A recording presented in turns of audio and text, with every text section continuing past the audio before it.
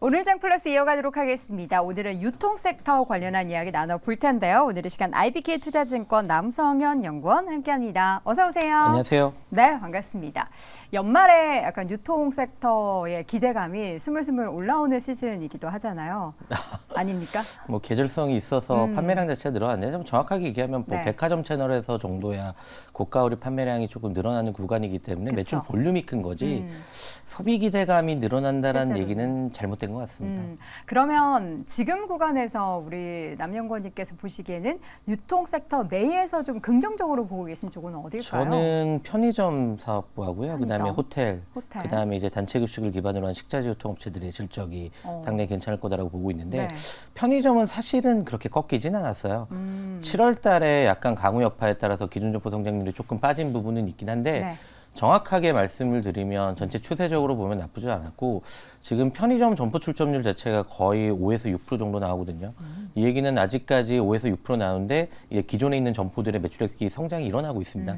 그 얘기는 결국 수요보다는 공급 부분이 여전히 못 따라가고 있다라고 조금 판단을 하고 있고 11월을 제외한 그 7월을 제외한 나들이 고객 비중 자체가 좀 늘어나는 효과, 그다음에 올 1, 2분기의 기저 효과를 감안을 하면 내년에도 좀 안정적 성장을 할 수 있을 것 같다라고 조금 보고 있습니다. 사실 편의점은 봤을 때는 수요 부분하고 공급 수요 부분을 조금 같이 보셔야 되는데 네. 공급 수요라고 하는 거는 가맹본부 사업이기 때문에 신규 점포를 출점하고 싶어하는 가맹점주가 많이 늘어나야 되는데 안타깝게도 국내 시장 자체가 자영업자 비중이 늘어나는 구조예요. 예, 결국 퇴직 인구가 늘어나기 시작을 하면서 뭔가 생계형 사업자 비중 자체가 늘어날 수밖에 없는 구조라서 점포 증가율이 여전히 유지되고 있다는 점에서 특히 수요보다는 공급 부분이 아직까지 미치지 못하고 있다는 점을 감안을 하면 직관적으로 보실 때는 엄청나게 공급 과잉 같으시잖아요.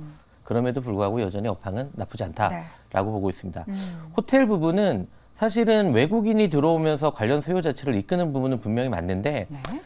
조금 긴 호흡으로 조금 놓고 보면은 공급이 부족되는 현상 자체가 2019년부터 나타나기 시작을 했고요.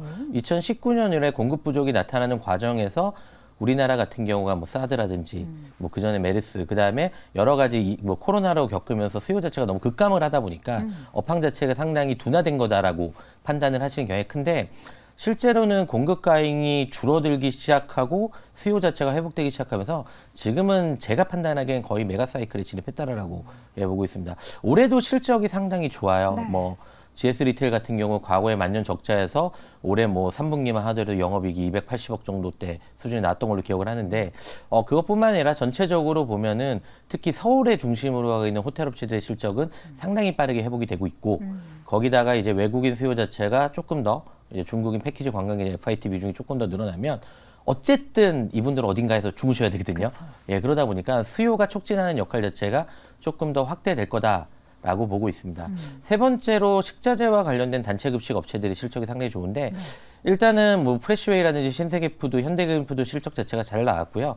비상장사인 웰스토리나 아워홈도 숫자도 나쁘지 않다라고 보고 있습니다. 그러니까 전체적으로 좋아졌던 이유 중에 하나는 상위 업체 위주로 시장이 좀 재편되는 거 하나. 그 다음에 어쨌든 조선 경기라든지 자동차 경기 회복이 조금 일어나면서 사실은 저희가 식스라고 얘기하는데 밥을 먹으시는 노동자 인구수가 많이 증가했어요. 거기다가 인플레이션에 따라서 이제 단체 급식 단가라고 하는 게 사실은 외식 단가하고의 상관관계인데 외식 단가가 너무 많이 올라가다 보니까 같이 올라가요. 같이 올라갈 수밖에 없는 구조가 되기 시작을 하면서 결국 규모의 경제도 구축하고 상위업체들도 시장 재편되고 일정 부분 시장이 반영되기 시작하면서 생각보다는 뭐 펀더멘탈 자체가 상당히 좋습니다.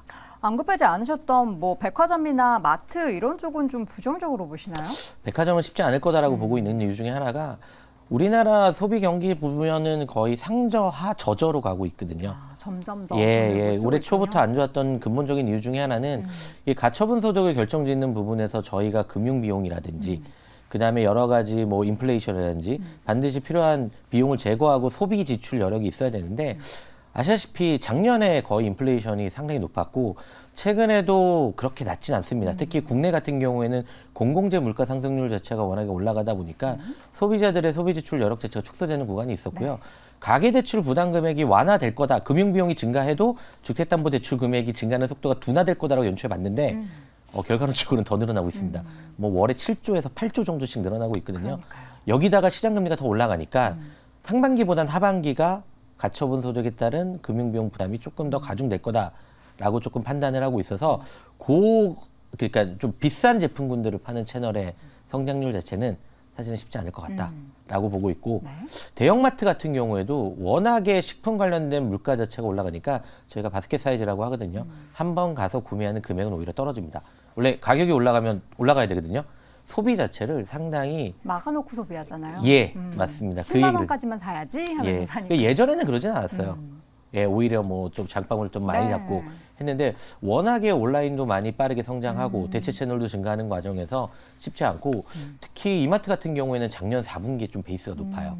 랜더스 우승하면서 세일을 많이 하셨거든요. 맞아요. 예, 그거를 뛰어넘을 이겨낼 수 있을까 잘 모르겠습니다. 우승 한 번 더 해야죠, 그러려면. 이제 LG하고 지금 한국 시에 아, 하고 있기 그래요? 때문에 우승은 이미 제가 야구를 잘 몰라서 예, 내년으로 죄송합니다. 넘어갔습니다. 자, 긍정적인 유통 쪽과 부정적인 유통 쪽을 좀 나눠주셨는데 부디 이제 여러분들이 가지고 계신 종목들의 긍정적인 기운이 더 많이 있었으면 좋겠고요. 오늘 이 시간 IBK 투자증권 남성현 연구원과 함께했습니다. 연구원님 고맙습니다. 감사합니다.